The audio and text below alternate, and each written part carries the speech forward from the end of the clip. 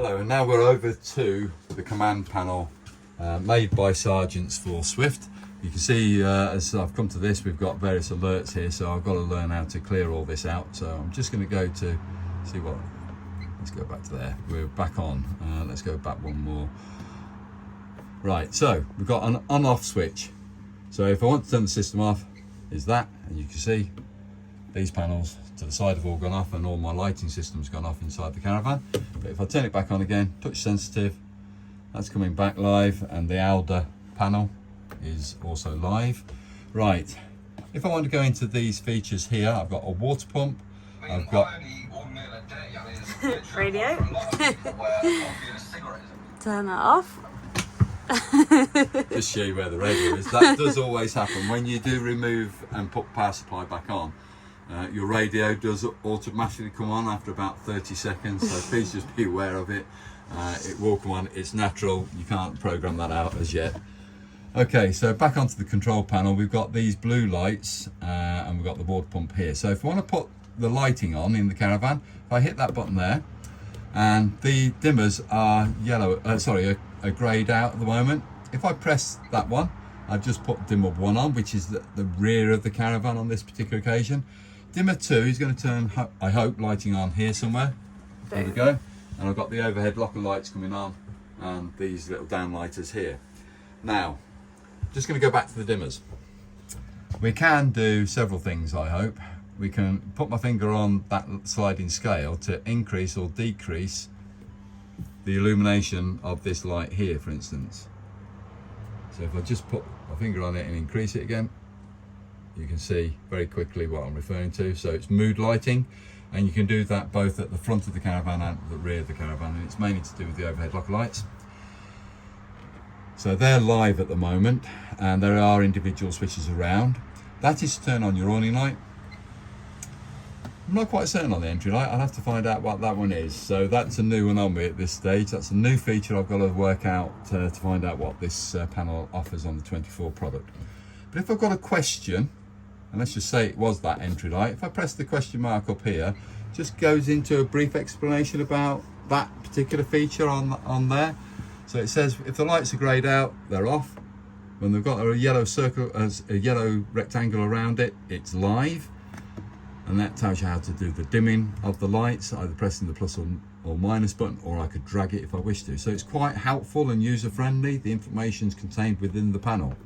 If I want to go, help doesn't do anything because I'm on the help menu right now. If I want to go back, that's where I go back. And if I want to go across to the next feature, it shows us various bits and pieces here.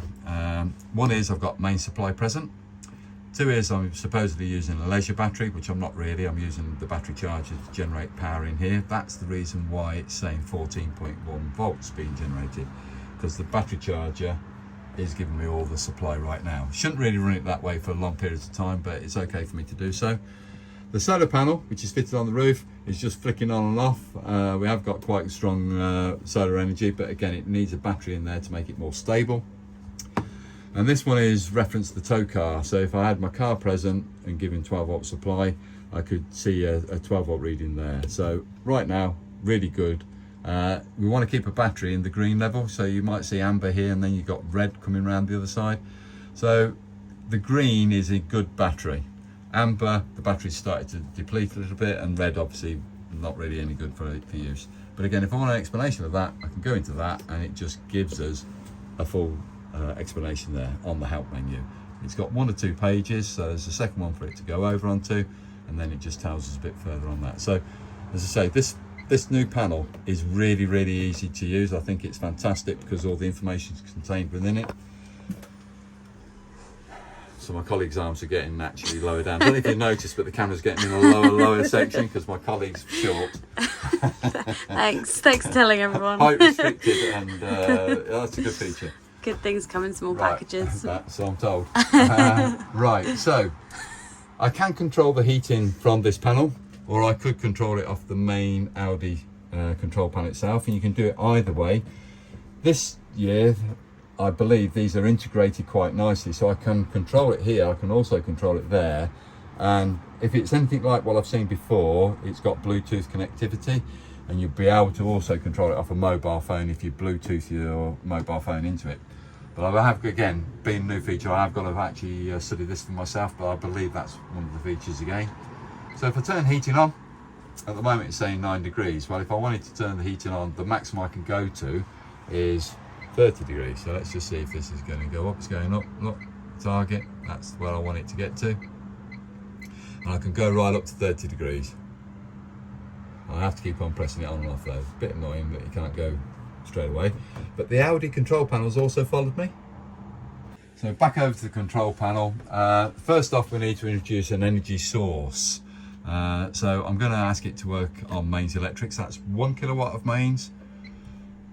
Press it again, I've got 2 kilowatt of mains or 3 kilowatts of mains. I could ask it to also work with gas at the same time if I wish to, and I could press that, which then makes it come on, but I'm going to turn that off because we haven't got a gas cylinder on. So at the moment I've actually put that into an off position, and I'm going to reduce this main supply down to 1 kilowatt, which is back there. Okay, so we can see on the mode above, we've got a choice of it being off, manual or timer. Timer is where you're going to go into a programming mode and gets a bit more complicated, which I will try and go through if I get the opportunity. Put it on manual at the moment. The water heater's off, so I want that to be on a normal position, which means it's going to reach about 60 degrees C. And then I'm going to increase this room thermostat to bring it into a position of when I want the body to come on. The maximum you can set this to be is 30 degrees centigrade. So I would bring that all the way up to 30. It's a nice warm day today in sunny old Kenilworth. Right, so that's quickly setting the boiler up to do what I want it to do. And I could just operate it and leave it like that, operating on there. The boost feature is if I want to boost the water side of the system for half an hour. And I've pressed another button, which I didn't realise I'd done. I'll press that little button there, or help button there. The boost button is to boost the hot water supply very quickly. It heats, any heat being generated is going into the hot water only, not into the room supply, which is obviously via the radiators. So that is cut off momentarily, allowing half an hour of it to go into concentration into the water heater. If you want to do timers, let's just go into it quickly. Over to timer, press that button there, and then you can see these different clock times here. So I've got timer 1, timer 2, timer 3 and timer 4. That's on, that's off, that's on, that's off. So the evens are off, the odds are obviously when it comes on, so I can have it come on at 7:30 in the morning. If I want to adjust that, I can just add that, and it goes up by 15 minutes, as you can see. And I have got offs over here. So at the moment, I've got nothing on. But if I just want the water heater on, I've pressed normal, and that would be for that to come on. I want it to go off at 10 o'clock, and I'd have both of those illuminated off. Timer again, come on at 4:30. I'll probably this time want heating and also normal, but if I go back to heating, I might want to adjust the thermostat here, which I'm now doing. So when it comes on at 4:30 in the afternoon, I could have it come on at 12 degrees C, and the water would be normal temperature, going up to its maximum setting. To go off at 10 o'clock at night, where I don't want any of those features on, or I probably just want the water to be on overnight, and that's that. So again, full functionality for you if you wish to go through it. I'd never bother with timers personally. I have got an explanation notes there, again, as it goes through. As you can see, it's only one page of one, so it just tells you how to set those timers. Again, it's a lot easier to use than what it used to be. Back out of there, back onto the home button, brings us back to this feature here. Now as we look down here, I've done the lighting as such, apart from where the switches are. So let's just go round where the caravan switches are.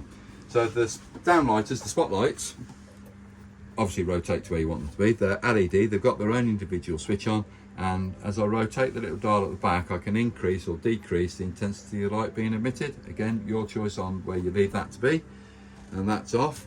And just on the side of this, where my finger is now, I've got a USB port, so I can actually charge a mobile phone off that USB, which doesn't have to be live, it's all automatically live. So I could recharge a mobile phone or an iPad or something like that, a tablet. And I say all these 4 spotlights have their own individual switches. The downlighters has a switch immediately in the centre of the panel here, and that's where the downlighters are there. Underneath the kitchen area, we've got one more light switch, which is this one here. That's an LED strip light.